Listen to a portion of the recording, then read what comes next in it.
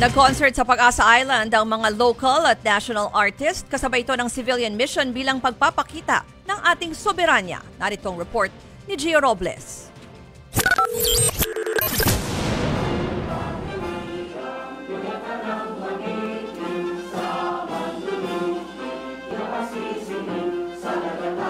Sa gitna ng karagatang pinag-aagawan, tila mas naging makabuluhan ang pagkanta ng Lupang Hinirang sa konsyerto ng Atin Ito Koalisyon sa tapat mismo ng Pag-asa Island sa West Philippine Sea.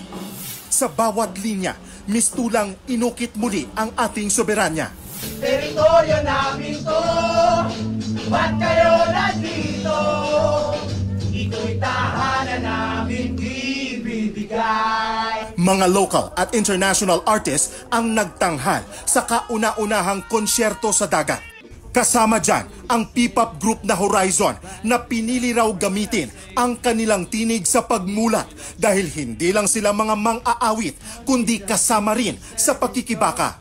Ngayong nataon sa National Flag Day sa araw ng Watawat, sining ang naging sagwan, musika ang naging bandila at ang mga alagad ng sining, sila ang naging bagong tinig ng paninindigan.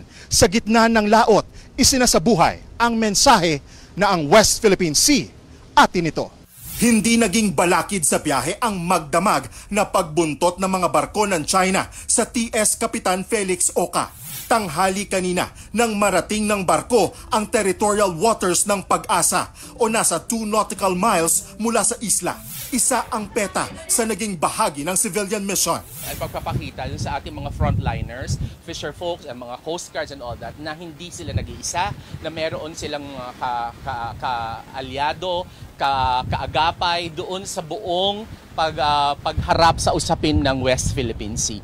Kasama rin sa misyon si Kiko Aquino D, pamangkin ng dating Pangulo Noynoy Aquino na nagdala sa Pilipinas sa tagumpay sa The Hague noong 2016. Yung arbitral ruling sa West Philippines is isang napakalaking legacy ng Tito Noy ko. I think it was very important na sumama po tayo dito. Nagbabalita mula sa Frontline, Gio Robles, News 5.